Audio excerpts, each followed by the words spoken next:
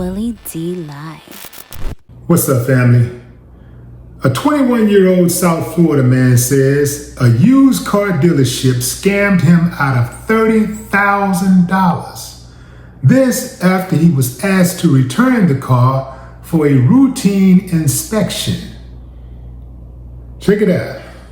He found and bought the car of his dreams, only to have the dealership lure him back and take it away. Today, he claims he's out $30,000, and an investigation into what happened is now underway. Local 10 News investigator Jeff Weinseer is on the case. This is the car I've always wanted, and I just gave it a shot, and this was what happened.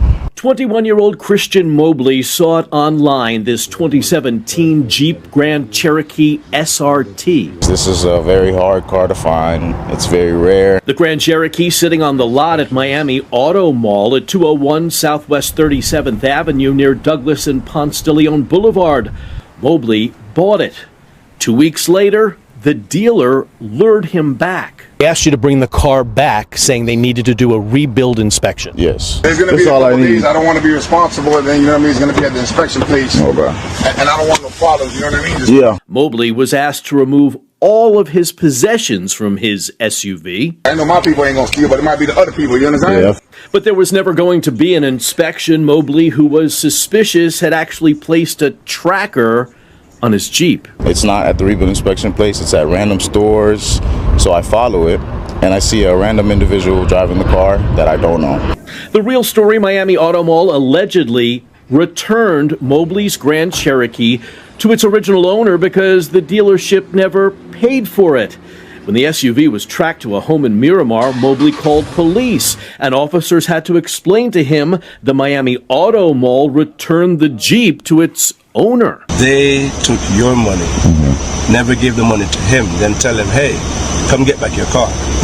So they used the vehicle to swindle your money from you. So currently I'm out $30,000 in a loan, and I'm out of the vehicle that I purchased. They knew this the whole time, and they're just lying to my face, saying, oh, we'll have it back in 3 to 4 days. They never planned to have it back. Jeff Weinstein with Local 10 News. Yeah, we're up. Mr. Mobley, Thank you. What do you mean you have no comment? You have $30,000 of You his can get stuff? off of the property, please. Nothing to explain? Not only were we asked to leave, but they called police on us. The Florida Department of Highway Safety and Motor Vehicles actually licenses dealerships. A spokesperson telling us the situation is now under investigation. 9 complaints have been filed against Miami Auto Mall in the last 3 years, 8 of which had violations. Don't go to small dealerships like this. Go to big name dealerships. I've learned my lesson. That is good advice. They keep telling him he will see his money back, but it's been over a month. In the meantime, the Miami Police Department telling us they have referred what happened here to detectives in their economic crimes unit. In Miami, Jeff Weinstein, Local 10 News. The dead giveaway was the inspection. Once they sell you a car, they are not calling you back to do an inspection on that car because inspections cost money. Furthermore, inspections happen before you buy the car, not after. So if you drive off that lot with that car, whatever problems it have are now yours. For the youngster having the presence of mind to put that tracker on that vehicle,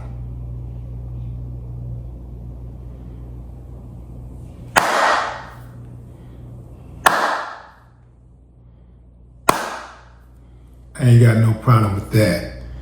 Lock them up. Lock them up. Lock those uncivilized mutts up. Now, family, why aren't these uncivilized mutts in jail? Because you know if they did it to him, they've done it to other people. Let me tell you what they was banking on. They was banking on catching a 21-year-old black kid slipping. Oh, he ain't gonna do nothing. He's 21 years old, he's just a kid. We can run game. The last thing that they figured was that they would give that vehicle back and Buddy would be able to figure out where that vehicle was. Genius, man, genius. That was some good intuition right there. And for those uncivilized mutts to do a youngster like that, especially 21-year-old kid, he probably saved every penny to get that car.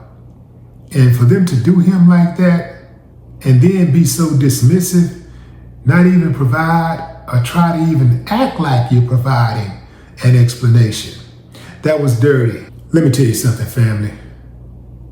They're lucky it wasn't me, because I would make sure that not one other vehicle leave that lot. Use your imagination. That's right. I would make sure not one other vehicle leave that lot. Oh, they got to go. 30 racks? Oh man, you get me for 30 racks, man. Hey man, it's on. 30 racks. Oh yeah, I gotta get you for that, man. And look, fam, it's the principle. Yeah, 30 racks is a lot of money, but the principle, man, you don't try to play me like that. Oh no, I gotta get you. I gotta expose you. And he went about it the right way.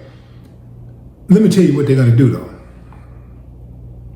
The uncivilized mutts are going to try to just move to one of their relatives' locations and set up shop. They're just gonna change the name. They're gonna get a new location and change the name. That's the game. That's how they do. They just kind of move around. Same thing like when these stores, these Asian stores in black communities get caught up being disrespectful or they kill someone. They just move around. They go to another store in a different neighborhood, different area of town, and then they let their cousins or something move in, brother, sister, dad and mama, some run the store that they're abandoning. And then they, what they do is they put up signs talking about new management. They're extra polite. You know, I'm talking about the new owners. They come in extra polite. They try to give people breaks. You know, they give a couple people some free stuff. You know, little stuff. It ain't got to be a lot, man. You look $2 here, you know, free bag of chips. Hey, yeah, take it, go. Yeah. It's all, they ain't really giving up a whole lot. Out of all of that stuff they have in that store, they might give up a couple of $100 in stuff, in snacks and stuff over the course of a month, you know? It really don't even take a month. All they have to do is go in for about a week and just go real hard at being extra polite and giving up some free stuff. And next thing you know, everybody in the neighborhood on board. Oh, they nice. They way nicer than, because we know we love to give people a bunch of chances and we love to, you know, give people pats on the back for being nice to us, you know, treating us civilized, right? So they know it don't take a whole lot, when what we really should be doing is running them all the way up out of there and setting up shop ourselves, you know. We know how to do that in certain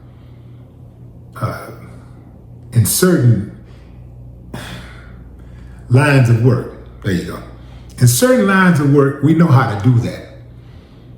But when it comes to these stores and liquor stores and, you know, other places that are where these people come in and set up shop in our neighborhoods, we don't quite know how to do that. You know, and I think maybe we do know how to do it, but maybe we just haven't gotten around to actually doing it. So that needs to change. That absolutely needs to change. Y'all want to know the top cities for car scams? Well, check it out. I'm gonna start at number 10. Let's start at number 10. If you live in Virginia, you might want to be careful. Might want to be careful about buying cars in Virginia. Bunch of fraud in Virginia in regards to automobiles. New Hampshire, that's a surprise. New Hampshire, a lot of fraud in New Hampshire. Georgia, number 8. Number 7, Ohio. Maryland comes in at number 6. Missouri is number 5. Connecticut is number 4. Let me see if y'all can guess what one of the top 3 is. Guess any one of these and you're brilliant. I got 3 more left. 3, 2, 1. Which ones do you think is who's in that top 3? What state? I'll give you a few moments to think about it. Okay, time's up. Florida is number 3, which coincidentally is the state that Christian got scammed in. Delaware is number 2 in scams.